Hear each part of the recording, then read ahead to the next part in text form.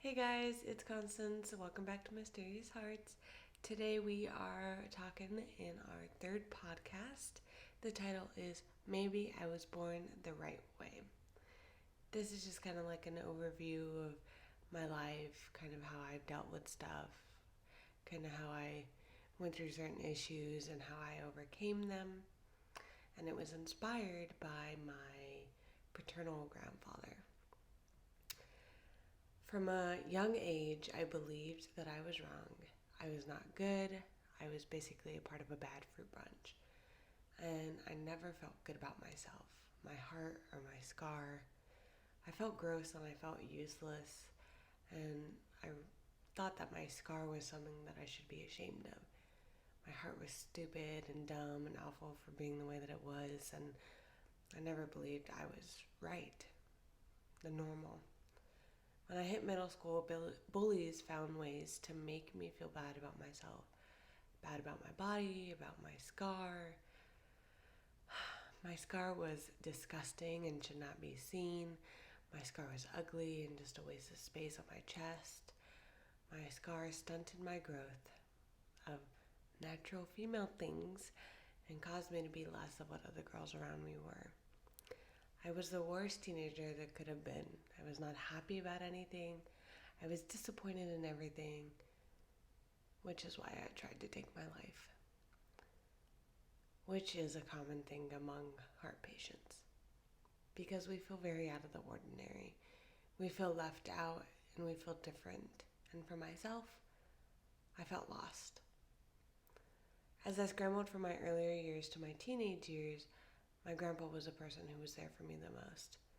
We talked about everything, from boys to my heart. It was all on the books. Every moment from beginning to end, day to night, my grandpa was my best friend.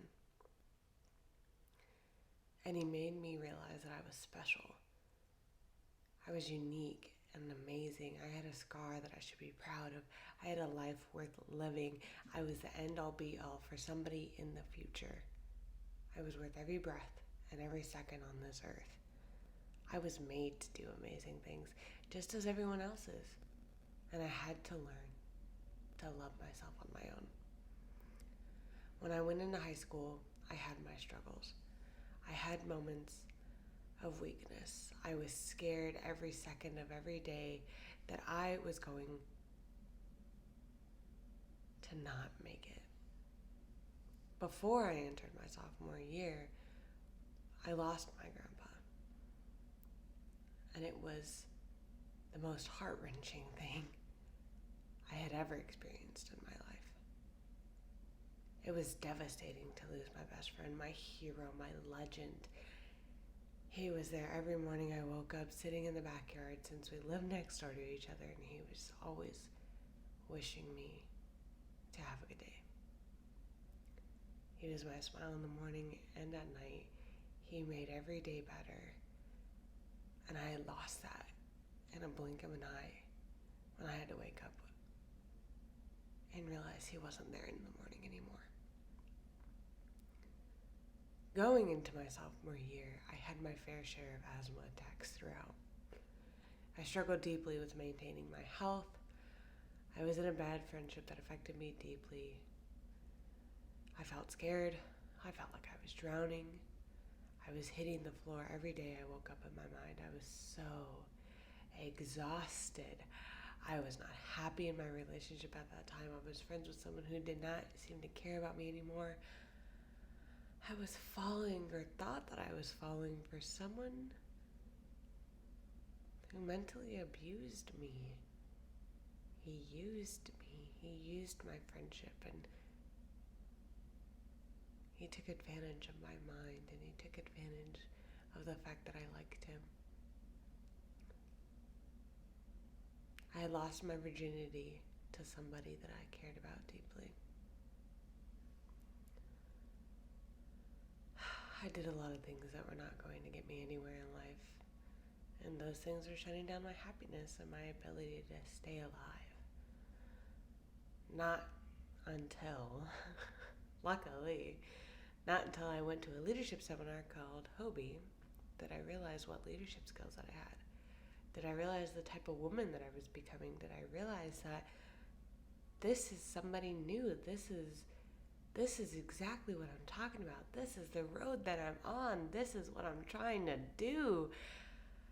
Then a couple weeks later, I was on 2 planes to go to Cocle, Panama with an organization called Amigos de las Americas. Did my parents say yes? My dad did. My mom said no the first time, but then she let it happen. And 6 weeks later, I came back an entirely different person because it was such a life-changing experience. I was no longer the pain in the ass that I was before I left. I tried and I worked to better myself and to become better and to be better and to be happy and to feel something again, because all I felt before I left was nothing all the time. And so I did that. I wanted to get better. I wanted to become healthier. I wanted to help more. I wanted to get out there more. And I want to do amazing things in this world. I am finally on track to becoming who I want to be. I am in love with who I am now. But I can be better. I can do better. Because I was taught these skills. Because I learned that I was loved. Because I learned that all I need to do is talk. All I need to do is communicate. And the person that taught me to communicate was my grandpa. The person that taught me how to work on myself and how to become better than what I was that one that left because it was his time. And to end this, as I've said before, I've had my moments of weakness. I've had my moments of doubt. Those are the moments in which my grandpa would be there for me. When I lost him, I lost a piece of me.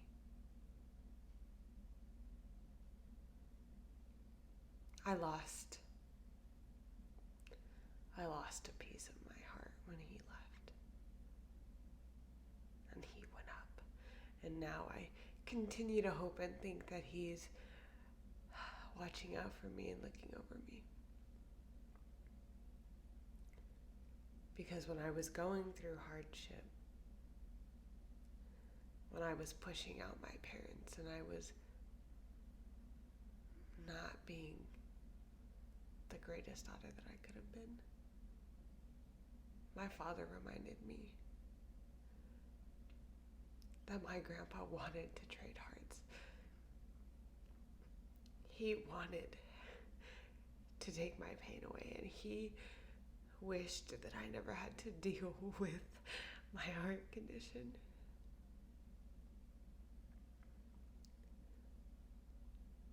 My father also pointed out that at one point in his life, when he was trying to come to terms with the condition I had, his only daughter, his only little baby girl,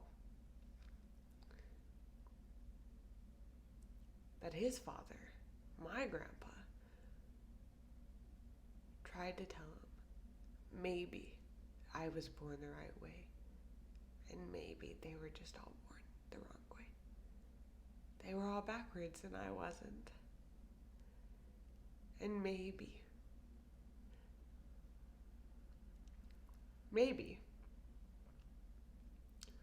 just maybe, I was born the right way. Thank you. I will see you on the next podcast. I hope you continue to follow along. Stay tuned via our social media. Thank you so much for listening. Have a great day.